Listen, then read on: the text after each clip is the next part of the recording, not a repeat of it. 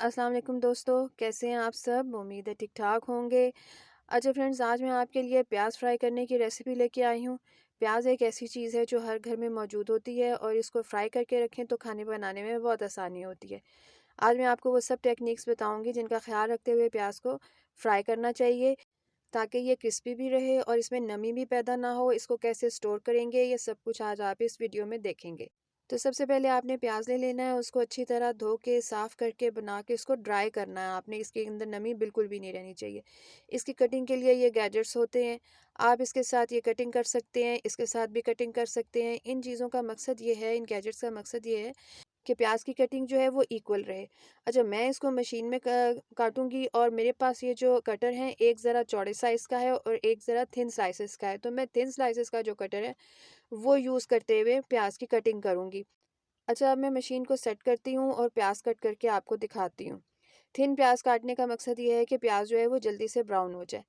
اچھا، ابھی تک ہم نے یہ سیکھا ہے کہ ہم نے پیاز کی کٹنگ کیسے کرنی ہے، یعنی کہ پیاز کو ایکول سائز میں کٹ ہونا چاہیے۔ اب یہ دیکھیے، میں نے پیاز مشین سے کٹ کر لیا، اس کے سارے سلائسز جو ہیں وہ ایکول سائز میں کٹے ہوئے ہیں، اور بہت ہی فائن اور بہت ہی تھن اس کے سلائسز ہوئے ہیں۔ اب میں کیا کروں گی، ان کے سارے لچھے کھول لوں گی، ہاتھوں کے ساتھ اس کو سیپریٹ کروں گی تاکہ یہ اچھا سا فرائی ہو جائے اور یہ آپس میں جڑا نہ رہے۔ اچھا، آئل کا پین میں نے پہلے ہی گرم ہونے رکھ دیا تھا، صرف آئل کو چیک کریں گے کہ آئل گرم ہوا ہے یا نہیں۔ جب آئل گرم ہو جائے گا تو پیاز کو آئل میں شامل کریں گے اور چمچ ہلاتے ہوئے اس کو فرائی کرنا شروع کریں گے۔ اچھا، یہاں پر آپ نے بہت صبر سے کام لینا ہے۔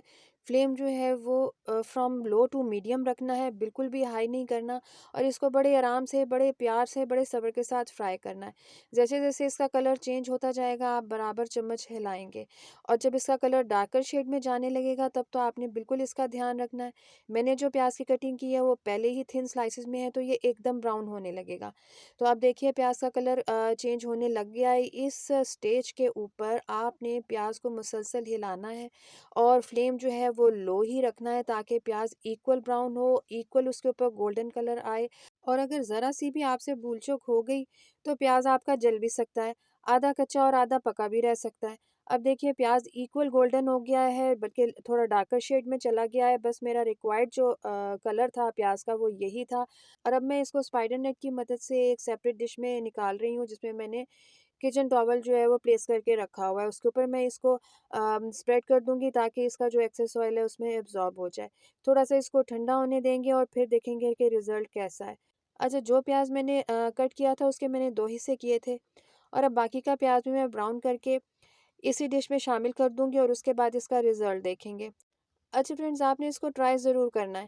اس سے کھانے بنانے میں بہت آسانی ہوتی ہے اور جلدی سے آپ اپنا کام نپٹا سکتے ہیں۔ یہ دیکھیے کتنا ماشاءاللہ سے کرسپی پیاز ہے۔ اس کی دوسری ایک امپورٹنٹ بات یہ ہے کہ آپ نے اس وقت تک اس کو سٹور نہیں کرنا جب تک کہ یہ پوری طرح سے ٹھنڈا نہ ہو جائے۔ اچھا، باقی کا پیاز بھی میں نے اس میں شامل کر دیا۔ اب میں اسے بہت اچھا سا ٹھنڈا کروں گی، اور اس کے بعد اس کو آپ زپ لاک بیگ میں رکھ سکتے ہیں، کسی بوٹل میں ڈال کے بھی رکھ سکتے ہیں۔ ویڈیو اچھی لگی ہو تو لائک ضرور کیجیے گا، اور اپنے فرینڈز اینڈ فیملی کے ساتھ شیئر کرنا بالکل بھی نہ بھولیے گا۔